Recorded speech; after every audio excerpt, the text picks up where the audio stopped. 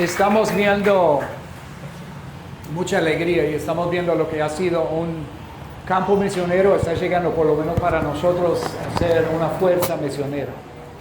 O sea, desde Lima hemos enviado gente a Panamá, a Costa Rica, a Guatemala, sea a largo plazo, a mediano plazo, corto plazo, y ahora mañana estamos saliendo algunos a Tarapoto, el lunes otros a Tarapoto, los hermanos de Yurimaguas, que es como la mitad de la iglesia, según me dicen. Hola, Delia, no te había visto. No te había visto hace tiempo en Perú, pero te he visto en Manila, ¿en dónde más? Alrededor del mundo. Y el despido Every Nation, nos vemos en otro país en algún momento, ¿verdad? Así es nuestra alegría. Estamos viendo este libro, creemos, ¿verdad? ¿Tienes un libro? ¿Algunos tienen su libro? Sí, ok, muy bien. Muy bien, estamos tratando de grabar también. Damos la bienvenida a los que estarán viendo más adelante. Ya han visto los capítulos del 1 al 9, según me dice. Sí, ¿verdad? Sí, yo estoy estoy parado sobre los hombros de los que fueran.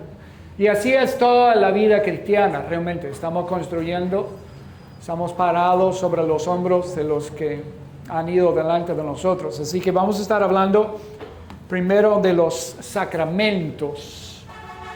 Ok, de los sacramentos. Voy a acomodarme aquí un poquito. Traigo saludos de parte de mi familia, que ahora tenemos 3 hijos, los 3 casados, tenemos 5 nietos visibles y 2 en el horno. Así que finalizando este año, Dios mediante, tendremos 7 nietos. No voy a hablar de eso. Los sacramentos, capítulo 10. ¿Sí están conmigo? ¿Sí? Ok, bien.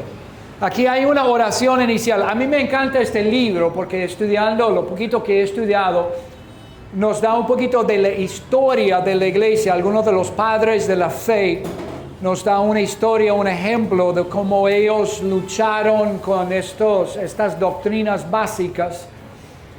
Y también nos da unas declaraciones definidas. Y hay ciertas cosas, como estaremos viendo más adelante sobre la segunda venida de Jesús. Lo que sí sabemos con certeza, proclamamos. No estamos proclamando la segunda venida del Señor en cuanto a fechas y horas, itinerarios. Los grandes hombres de Dios se han equivocado en eso. Vamos a los sacramentos, la doctrina de los sacramentos. Aquí hay una oración inicial de Tomás de Aquino. Señor, no soy digno de ser invitado a tu santa mesa, sin embargo he escuchado las dulces palabras de invitación. ¿Has escuchado las dulces palabras de invitación? Vengan a mí todos los que están cansados y cargados, yo los haré descansar. Vengan a mí, el que viene a mí tiene hambre, si bebe de las aguas vivas que yo le daré, nunca tendrá sed. Yo soy el pan de vida, el que a mí me viene, nunca tendrá hambre si come de este pan de vida. ¿Has escuchado las dulces palabras de invitación? Así que acudo al sacramento de tu unigénito Hijo, nuestro Señor Jesucristo. Concédeme recibir no solamente el sacramento del cuerpo y la sangre de nuestro Señor, sino también su plena gracia y poder. O sea que no es solamente un sacramento, no es solamente una ceremonia seca, sino que debería haber una impartición de gracia, una impartición de poder. Como enfermo acudo al médico de la vida, inmundo a la fuente de la misericordia, ciego a la luz del esplendor eterno, pobre y necesitado al Señor del cielo y de la tierra. Por eso, por tu infinita misericordia y generosidad, sana mi debilidad, lava mi inmundicia, da luz a mi ceguera, viste mi desnudez. ¡Qué oración! ¡Qué oración! Recibo la comunión con reverencia y humildad, arrepentimiento y devoción, pureza y fe, propósito e intención. Sé que tu divina palabra y promesas son verdaderas y descanso en ellas.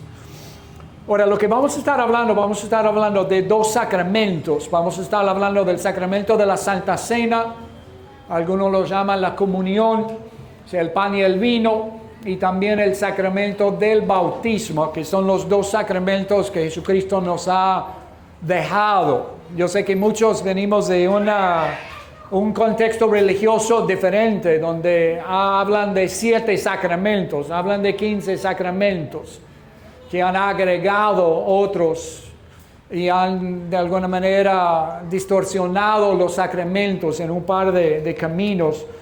Jesús ordenó participar en 2 sacramentos: el bautismo, una ceremonia de iniciación única.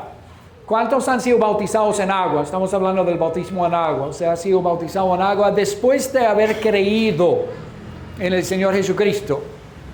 Ojo, a mí me bautizaron como bebé.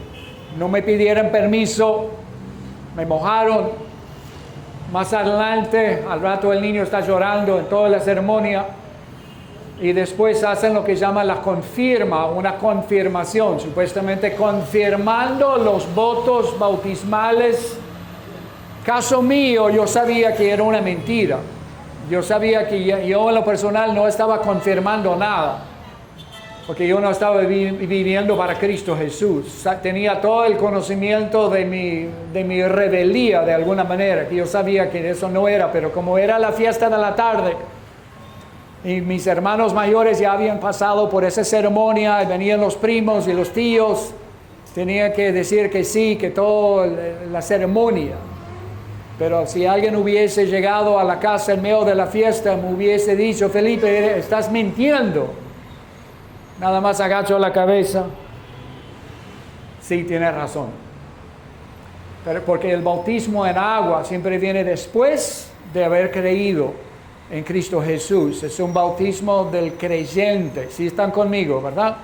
Yo estoy confiando que ustedes pueden leer el texto, por eso voy a leer algunas partes, hacer comentarios, pero no han venido solamente para una lectura de un libro, ¿verdad? Sino que queremos una impartición, queremos un poquito más de explicación, de experiencias personales.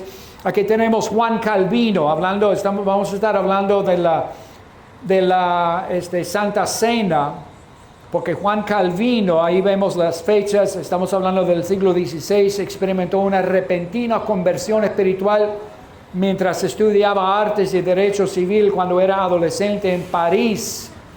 Inmediatamente dirigió su atención a las escrituras, las enseñanzas. Uno de los teólogos más importantes de la Reforma protestante, de alguna manera tratando de reformar la iglesia tradicional y protestando en contra de ciertas doctrinas y ciertas creencias, especialmente sobre las doctrinas que hemos estado viendo, desde Dios, la salvación, y en este caso el bautismo en agua, la Santa Cena, ¿verdad? Y tuvimos no sé si fue un susto con el pastor Omar hace como 22 días, que a mí me preguntaran, me pidieran que yo enseñara sobre esto. Y tuvimos que hacer una mejor redacción, una mejor edición, porque no sé si la IA nos falló. Solo Dios es perfecto, ¿verdad? No sé si fue la IA que tradujo eso, pero lo vimos con cuidado y estaba dando a entender. Vamos a echar la culpa a la IA. Yo no sé si la persona traductora está presente, entonces solo Dios es perfecto. Y si fuera una persona, siempre necesitamos ser revisado también. Pero daba a entender que Juan Calvino creía en lo que llamamos la transubstanciación. ¿Qué quiere decir? Que el pan y el vino se convierten literalmente en el cuerpo y la sangre de Cristo, que es una doctrina que cree hablemos, la Iglesia Católica, y algunos van a decir, hemos evangelizado y nos dicen, y algunos que son aferrados a eso, de que en la Santa Cena es el cuerpo de Cristo, es la sangre de Cristo, pero nosotros no estamos a ese extremo de que hay algo así como tan sobrenatural de esa manera. Sí creemos que es más que simbólico y que hay una impartición de gracia, que la presencia de Dios, de Cristo Jesús, Él está presente cuando celebramos la Santa Cena, está presente en una manera bien especial de esa manera. Entonces, Juan Calvino estudió, luego enseñó en sus instituciones de la religión cristiana, que salió cuando él tenía creo que era como 26 años, que él escribió su gran obra, lo iba redactando, editando a lo largo de su vida, pero de alguna manera sí es uno de los reformadores más importantes. Ahora, ¿qué creemos en cuanto acerca de los sacramentos? No sé, si yo tengo una versión anterior, no estoy seguro, pero estoy en la página 93, ¿estamos bien? Página 93, y vamos a decir unas cosas que sí podemos decir con certeza y con claridad y con base bíblica, estas afirmaciones. ¿Qué creemos acerca de los sacramentos? Creemos que el bautismo en agua y la comunión son los dos sacramentos ordenados por Cristo. 2, no 7, no 9, no 15, 2. Signos visibles de la alianza de gracia de Dios, o sea, el nuevo pacto. El bautismo es el sacramento de entrada a la iglesia por el cual los creyentes se identifican públicamente con la muerte, sepultura y resurrección de Jesús. La comunión, o sea, la Santa Cena, es el sacramento mediante el cual los creyentes recuerdan colectivamente el cuerpo de Cristo entregado y su sangre derramada para su perdón. Los sacramentos son medios de gracia, digamos todos juntos, medios de gracia. Medios de gracia, ¿ok? En los que Dios está presente afirmando sus promesas y representadas por los signos visibles. Ahora, por ejemplo, en el bautismo en agua, yo he dicho de que si una persona no tiene fe en el momento del bautismo en agua, va a las aguas un pecador seco y sale un pecador mojado. Si no tiene fe en Cristo Jesús. Podemos decir lo mismo en cuanto al sacramento si nosotros, de la Santa Cena, si nosotros no nos unimos en fe que Cristo está presente, que Él nos ordenó, que Él nos afirmó y Él instituyó la Santa Cena. Si no tenemos fe, puede ser así como un rito seco, igual que el bautismo sin fe, si me doy a entender. Entonces, primero, Jesús ordenó dos sacramentos, el bautismo en agua y la comunión. Y aquí tenemos Hechos 2, que estaremos hablando más de eso mañana también en nuestra celebración del Día de Pentecostés, aniversario de la iglesia. Pero cuando habla de que Pedro predica en el Día de Pentecostés, ese Espíritu Santo lo habló Joel, en los últimos días derramaré de mi Espíritu. Y luego él habla de Jesús y él dice, este Jesús a quienes ustedes crucificaron, Dios lo ha hecho Señor y Cristo. Y luego los oyentes dicen, ¿qué haremos? Y Pedro dice, arrepiéntanse, bautícense cada uno de ustedes en el nombre de Jesucristo para el perdón de los pecados y recibirán el don del Espíritu Santo. Que según entiendo, hablaron anoche con el pastor Fikri sobre el Espíritu Santo, ¿verdad? Entonces todas esas doctrinas van unidas de alguna manera. Entonces los que recibieron la palabra fueron bautizados. Verso 41. Luego el 42, estoy parafraseando, se dedicaban diariamente a la enseñanza de los apóstoles, a la comunión unos con otros, o sea, comer juntos, al partimiento del pan y luego la oración, y así estuvieran juntos. O sea, la idea con la comunión, unión común, comunión, que estamos juntos. Y sé que algunas personas celebran la Santa Cena, algunos dicen, yo celebro la Santa Cena todos los días en mi casa. Está bien, o sea, no lo voy a negar, porque la Santa Cena, y lo vamos a estar viendo, puede ser un tiempo en que uno se pone a cuentas con Dios. Uno analiza las escrituras de 1 Corintios 11 y habla de que uno debería autoexaminarse. Entonces, si usted quiere hacerlo cada día, bien puede, pero tiene que analizarse, confesar sus pecados delante de Dios. Pero la idea también es que si uno no está a cuentas con sus hermanos, Si traes tu ofrenda al altar y te das cuenta que no estás reconciliado con un hermano, que el hermano está en pleito contigo, anda tú primero, arréglate con tu hermano y después ven a dar tu ofrenda. Si la idea de la Santa Cena, uno de los problemas de los corintios era que tenía mucha división en la iglesia. O sea, la Santa Cena puede servir como una reflexión delante de Dios, cómo está mi relación con Dios, y luego cómo está mi relación con los otros hermanos. Eso también debería arreglarse. No puedo arreglar la relación con mis hermanos si estoy tomando la Santa Cena a solas. Y sé que algunos lo hacen, y grandes hombres de Dios, así que no lo voy a prohibir. Ok, de acuerdo, si están escuchando, ¿verdad? Entonces, primero Jesús ordenó 2 sacramentos, el bautismo en agua y la comunión, la Santa Cena. Ahora, cuando se habla del bautismo, tenemos varias ilustraciones, varias comparaciones con el Antiguo Testamento. El primero que me gusta es cuando el pueblo de Israel estuvo en Egipto por 400 años, esclavos.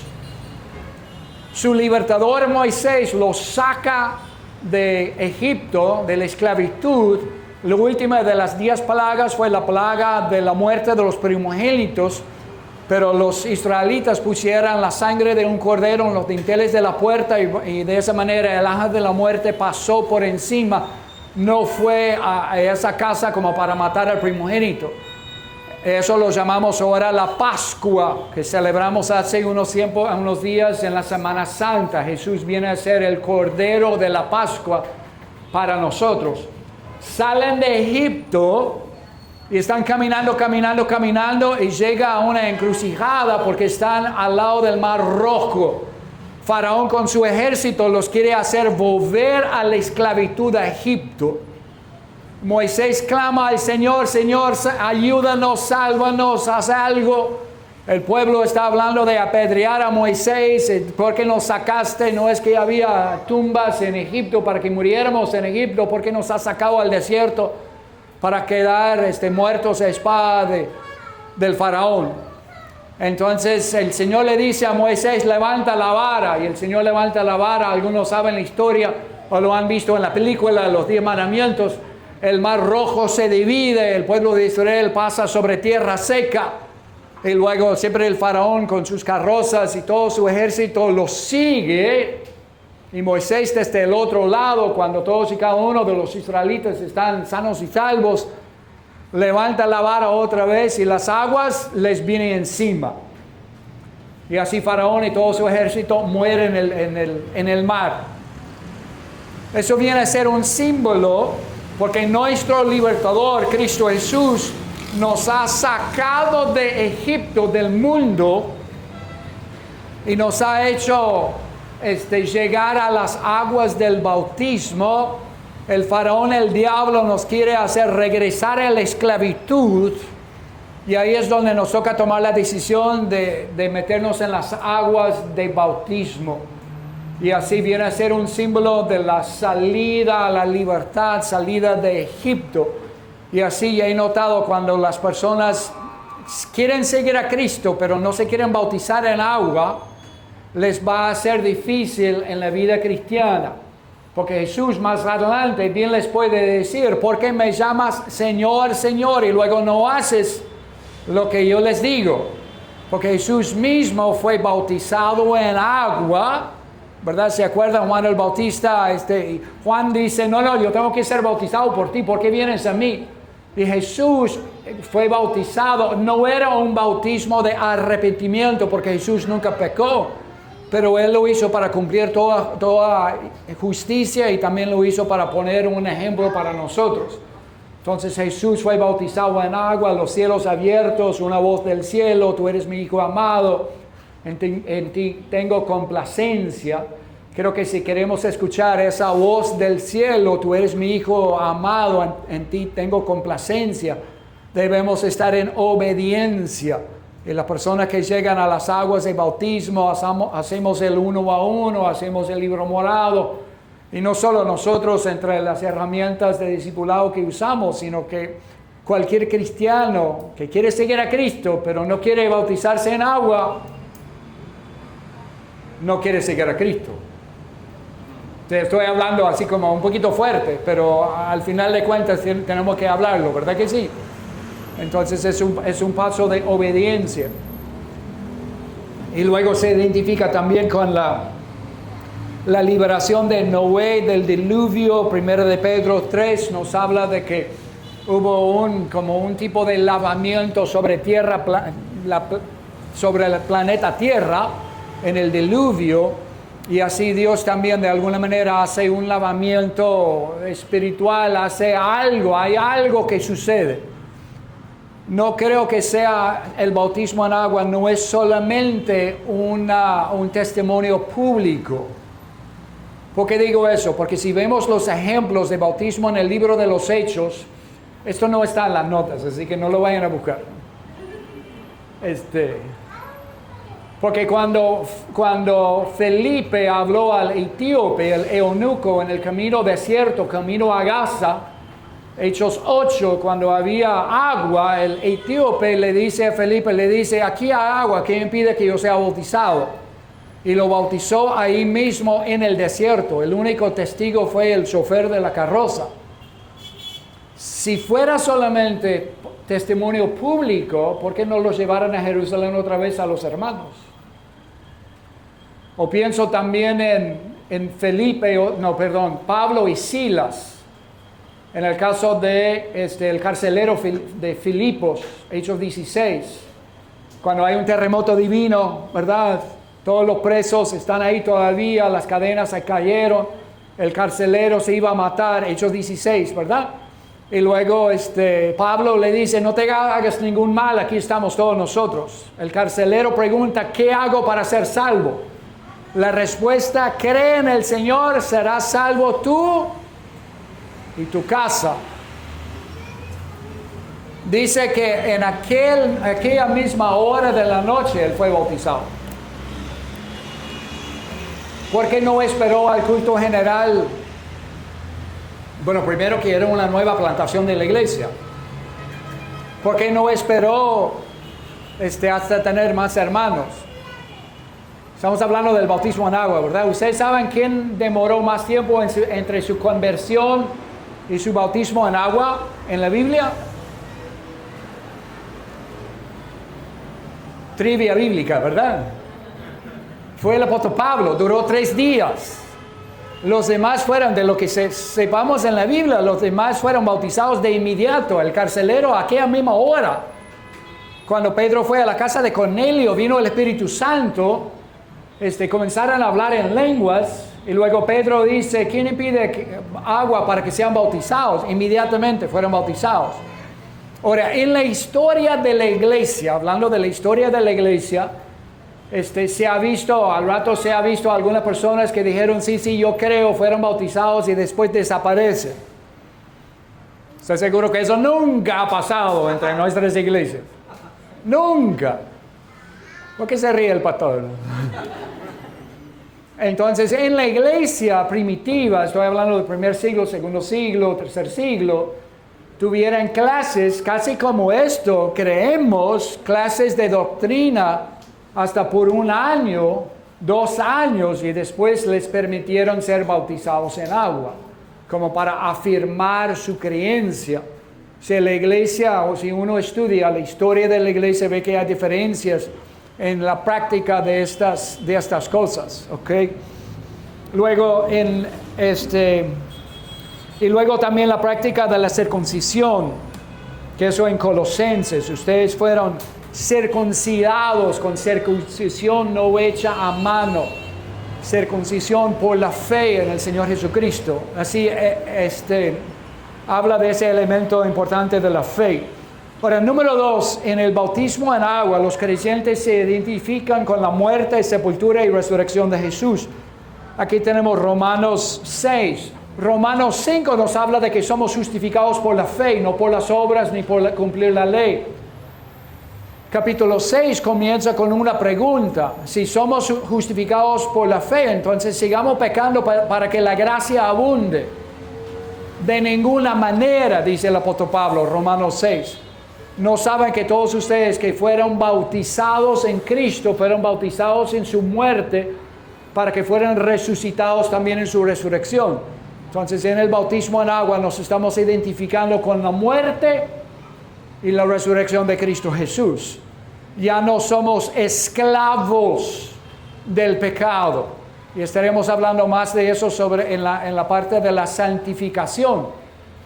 Pero sí creo que hay algo sobrenatural. Es una medida de gracia, es un medio de gracia el bautismo en agua.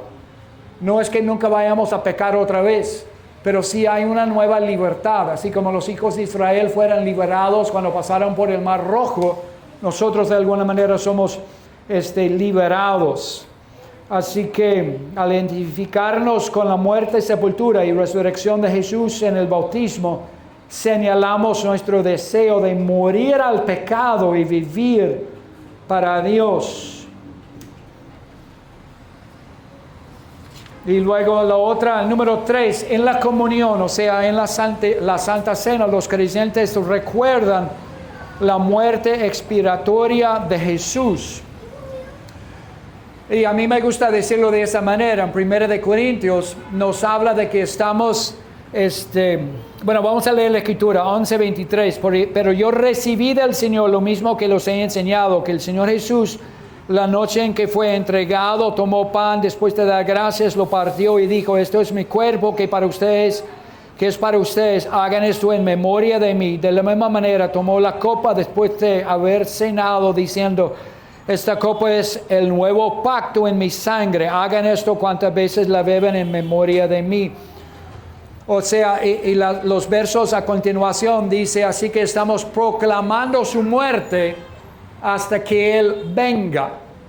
Ahora ponga atención, estamos mirando hacia atrás, proclamando su muerte, evento del pasado, hasta que Él venga, evento del futuro. O sea, estamos mirando hacia el pasado, mirando hacia el futuro, y a la vez estamos mirando hacia el presente, que cada uno se examine. O sea, eso es un momento de estar a cuenta con el Señor, es un momento de autoexaminación. Si confesamos nuestros pecados, Él es fiel y justo para perdonarnos, limpiarnos de toda injusticia. Entonces, mirando hacia atrás, mirando hacia adelante, el futuro, y mirando hacia adentro. No para una autoconmiseración, no para una autocondenación, sino para una limpieza del corazón. Número 4, los sacramentos son signos visibles de la alianza de Dios. Y aquí este pasaje de Colosenses, también en él ustedes fueron circuncidados con una circuncisión no hecha por manos, al quitar del cuerpo la carne mediante la circuncisión de Cristo, habiendo sido sepultados con él el bautismo. Y luego dice: en el cual también han resucitado con él por fe. Por fe. Si no tenemos fe, vamos a las aguas un pecador seco, salimos un pecador mojado. Si no tenemos fe, ¿verdad? La circuncisión fue una señal del antiguo pacto. Ahora tenemos el bautismo en agua como una señal. Yo digo una, no la única. Una señal. Otra señal es el sello, como si fuera un anillo de compromiso de un novio hacia la novia. Cristo es el novio, nos da el Espíritu Santo como un sello, un anillo de compromiso, como otra señal. Luego, número 5, los sacramentos son un medio de gracia. En nuestra iglesia Every Nation en Nashville tenemos varias iglesias en esa parte del estado de Tennessee. El pastor Fikri pastorea la Casa Church. Él menciona que tiene como 35 diferentes naciones representadas. Nosotros estamos en la iglesia Bethel, junto con el pastor Rice Brooks como el supervisor de las iglesias Bethel, que tenemos como 4 o 5 en el área inmediata de Nashville. Y luego tenemos otra iglesia, yo digo tenemos, nuestro movimiento Every Nation, tenemos otra iglesia pastoreada por el hijo del pastor Steve Morel, el historiador William Murrow, que la iglesia se llama All Saints, todos los santos. Y es una iglesia más tradicional, que practica las tradiciones legítimas bíblicas de la iglesia. O sea, él es un historiador. Algunos dicen que es la iglesia católica de Every Nation. no por doctrina, sino que, por ejemplo, practican la Santa Cena todos los domingos. Y sé que en muchas de nuestras iglesias tenemos como el centro, tenemos el púlpito, la predicación, y ellos sí predican la palabra. Y tenemos como el centro de nuestro tiempo cooperativo en la iglesia, como todo el equipo de sonido. Ellos tienen como el centro, la mesa del Señor. O sea, practican la Santa Cena todos los domingos como para una impartición de gracia. Y lo practican de tal manera que uno siente como que Dios sí está aquí con nosotros. O sea, podemos aprender algo de esa impartición de los medios de la gracia. Como dice aquí número 5, los sacramentos son un medio de gracia. Son medios para impartir bendiciones espirituales cuando acudimos a Él con humildad y fe. Ahora, se me está acabando el tiempo, pero déjeme compartir un par de testimonios, un par de preguntas que voy a contestar. En cuanto al bautismo, el bautismo marca la vida de una persona con un antes y un después. O sea, hay muchos que dicen, sí, quiero seguir a Cristo, pero cuando les hablamos del bautismo en agua, que creo que ustedes como discipuladores, puedo usar esa palabra, ¿verdad? Porque si son seguidores de Cristo, son discipuladores. Discípulos y discipuladores. El pastor Steve Morel nos compartió de que en un país musulmán, el bautismo en agua es como el momento, es como que estás renunciando a tu fe musulmana y estás renunciando a tu familia. Es cosa seria, porque la fe musulmana no es solamente religiosa, sino que es cultural. Es todo su vida, es sus relaciones económicas, etc. Entonces, siempre y cuando dan las enseñanzas sobre la doctrina básica y luego llegan al bautismo, les preguntan, ¿estás dispuesto a morir por tu fe? Porque al dar este paso de bautismo en agua, puede ser que mueras. Y una muchacha con temor y temblor dijo, sí, estoy dispuesto a morir. Fue bautizada en agua. Regresó a su casa y sentía que tenía que decirle a sus papás, soy seguidor de Cristo Jesús, me acaban de bautizar en agua. Y el padre enojado, ellos vivían en el 7º piso de un complejo de apartamentos, tenía un balcón. La tiró del balcón a su muerte. ¿Estás dispuesto a morir? Estoy dispuesto a morir. Y luego otro hermano, un hombre, estaba en la clase de bautismo y le preguntan, ¿estás dispuesto a morir por Cristo? La primera vez él dijo que no, pero siguió asistiendo el grupo de oración de estudio bíblico. Un año después está en el mismo ciclo, el mismo tema. ¿Estás dispuesto a bautizarte en agua? ¿Estás dispuesto a morir por tu fe? Y él dijo sí, fue bautizado en agua. Regresa a la casa, sabe que tiene que hablar con su papá. Y le dice con temor y temblor, papi, he estado asistiendo a unas reuniones cristianas. He creído en Cristo Jesús. Y me he bautizado en agua. Y no sabe qué esperar. Pero el padre le dice, hijo, sé que vas por buen camino. Y el joven está preguntando lo mismo que ustedes están pensando. ¿Cómo es eso? ¿Vas por buen camino? Y le pregunta, ¿cómo? ¿Qué estás diciendo, papi? ¿No te vas a enojar? Y el padre le dice, no, yo sabía que ibas por buen camino, porque yo sabía que ibas a los estudios bíblicos cristianos. Pero cuando intenté envenenarte en la comida y no moriste, yo sabía que ibas por buen camino.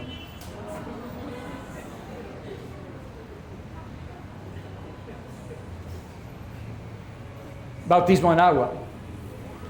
Nosotros en nuestra iglesia Betel, a mí me toca dar la clase de membresía, la clase de conexión. Y siempre hablamos, porque nosotros vivimos en un contexto muy, la franja de la Biblia lo llaman, como que hay 1000 iglesias en nuestra ciudad de 1,4 millones de habitantes. Hay iglesias en cada esquina casi. Entonces tenemos mucho crecimiento y mucha gente viene de otras iglesias. Y siempre cuando se habla del bautismo, nosotros hablamos de que ¿cuál es el requisito para ser bautizado en agua? Nosotros siempre decimos que el requisito es creer. Algunos teman bautizarse en agua y van a encontrar eso. Ustedes que son discipuladores van a encontrar como que no quiero bautizarme en agua porque no me siento lo suficiente santificado. No siento que estoy bien todavía. Sí han escuchado eso, ¿verdad? Ahora, si el requisito fuera la santificación perfecta, ¿quién calificaría? Nadie. Si el requisito para ser bautizado no es ser una persona perfecta, es tener fe en Cristo Jesús. Él es el Salvador. Algunos dirán, pero no conozco la Biblia lo suficiente. Vuelvo a lo mismo. Si el requisito fuera conocimiento bíblico total, perfecto, ¿quién calificaría? Nadie. Entonces lo que yo hago cuando yo recibo una nueva revelación sobre el bautismo en agua, yo lo aplico a mi bautismo en agua. No tengo que bautizarme otra vez. Y decimos como vacilando también, no podemos bautizar a toda la gente cada vez que peca, porque tendríamos que poner un lavacarra en la iglesia y bautizar a todos todas las semanas. O sea, no podemos hacer eso. Pero en el bautismo nos estamos identificando públicamente y delante de Dios, delante de nosotros también, más que solamente pública. Estamos en una identificación con Cristo, su muerte y su resurrección. Es por fe. Amén. En cuanto a la Santa Cena, hay diferentes iglesias que lo practican de diferentes maneras. Viene una persona de otro contexto, de otra iglesia, van a mirar cómo lo practican y van a decir qué manera más rara. Y ustedes van a ir a la iglesia de ellos y van a decir qué manera más rara. O sea, sí tenemos flexibilidad. O sea, algunos usan como un pan entero y rompan unos pedazos, ¿verdad? Otros usan una copita pequeña que tiene es como un pedacito circular perfecto y tiene que abrirlo y luego un poquito de jugo de uva. Y otros, algunos lo hacen muy rápido, otros como más pausado, otros lo hacen o sea, hay flexibilidad en cuanto a la práctica de la Santa Cena, si me doy a entender. Ok, se me ha acabado el tiempo, pero no sé si hay alguna pregunta. Antes de ir tenemos preguntas para grupos pequeños, pero primero alguna pregunta desde el público y queremos que tenemos un micrófono para la grabación también. Ok, alguna pregunta sea sobre el sacramento del bautismo, sacramento del Pastor Omar, algo que quiere que clarifique. Ok.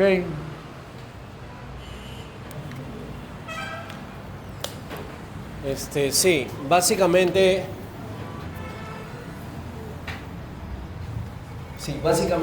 el tema hay algunas iglesias que primero tienes que bautizarte para luego poder compartir la comunión. Correcto, he escuchado eso. Lo otro es, si para poder compartir la Santa Cena, ¿no? la comunión, es necesario haber nacido de nuevo. Entonces, si por ejemplo vienen personas nuevas a la congregación, porque entiendo que hay diferentes congregaciones que lo hacen de diferente manera. Sí. Entonces hay algunas que no hacen que compartan en toda la congregación, sino que lo hacen solo para los bautizados. ¿Cuál sería tu recomendación, quizás en ese sentido, para esta parte del mundo de Renation? La primera recomendación es algo que recomiendo que no hagan. Que he escuchado que algunos pastores lo han hecho. Vamos a tener la Santa Cena ahora, pero fulano no puede participar. Del público, ¿verdad? Mengano no puede participar.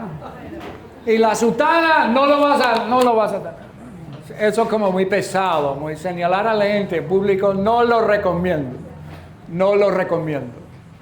Eso es algo cada quien delante del Señor. Sí recomiendo una explicación de que debemos analizarnos. Según 1 Corintios 11 sí habla de que debemos autoexaminarnos. Ahora, si una persona, y yo entiendo lo de que tiene que bautizarse primero, y así lo practicaba también la iglesia primitiva, siglo 2, 3, 4, que no lo ponían en su culto público. Ellos tenían como un culto público y luego un culto solo para miembros, y era todo el día domingo como su experiencia de la iglesia. O sea, no era un servicio de 1:15 y y vámonos, sino que era todo, y tenían por separado los bautizados por un lado y por otro los candidatos al bautismo. Y ese pudo haber sido durante 2 años. Ahora, yo haría la pregunta, voy a contestar la pregunta con otra pregunta. Si estamos por practicar la Santa Cena en la iglesia, alabanza tan linda, la presencia de Dios y la letra tan cristocéntrica de la canción, que viene la persona, Dios ha estado trabajando con esa persona y Él está como ese fruto, esa manzana que uno hace y cae la manzana.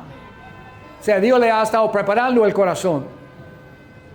Y si esa persona en medio de la adoración tan ungida y un pequeño mensaje, y si usted quiere recibir a Cristo, sé que no es al final del servicio, pero siento que hay personas que necesitan recibir a Cristo, recibe a Cristo. Y a continuación damos la Santa Cena. ¿Esa persona que recibió a Cristo puede participar?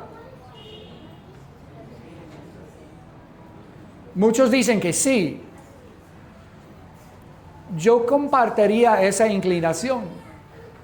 Al mismo tiempo entiendo la práctica de que no deben tomar la Santa Cena sino ser bautizados. Yo entiendo, o sea, no estoy contestando exactamente, entiendo por qué. Ahora, lo que yo haría, explicándolo, se puede explicar, vamos a estar practicando la Santa Cena. Si usted quiere participar, bienvenido. Si no quiere, está bien también. Extendería mucha gracia tanto al que quiere participar como el que no se siente apto en ese momento. Y el que no se siente apto en ese momento, no estamos diciendo que él no sea o ella no sea seguidor de Cristo.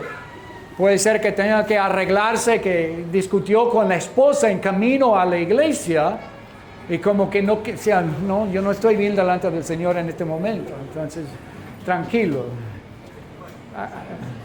¿Les ha pasado? Está bien.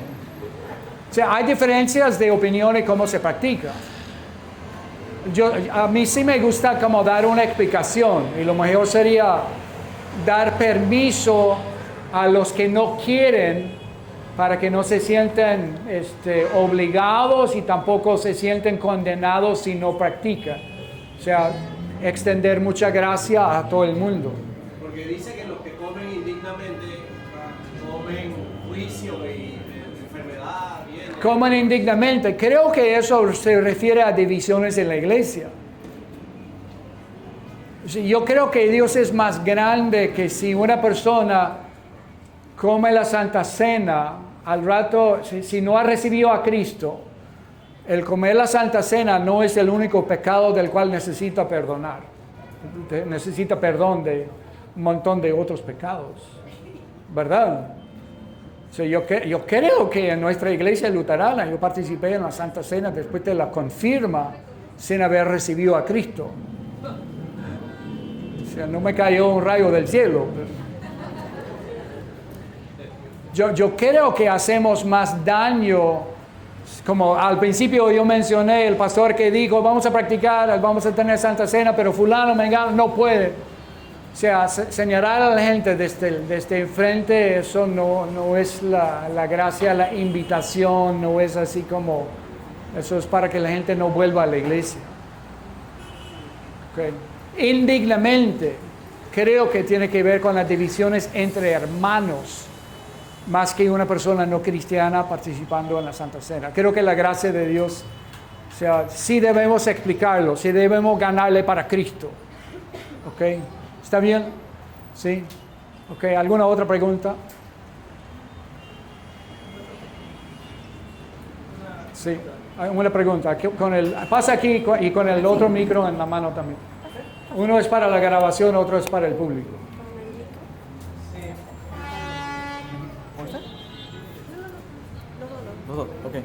aquí con este nombre. Sí, acá.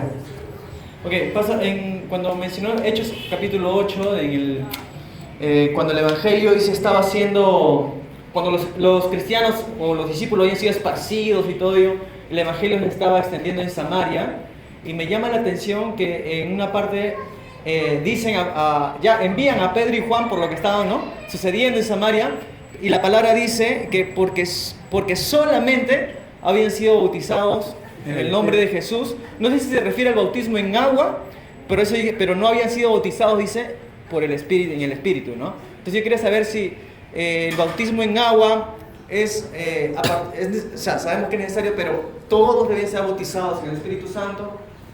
¿Recuerda ese pasaje? No sé si...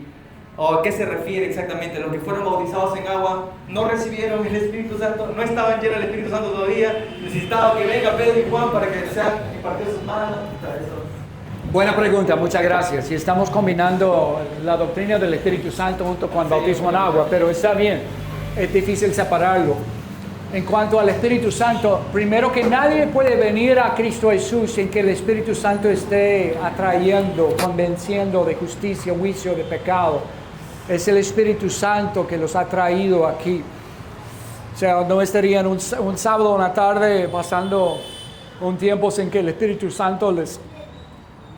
O sea, en ese caso sí nos da una de creo que 2 o 3 otros casos en donde la conversión fue un evento separado al bautismo en el Espíritu Santo.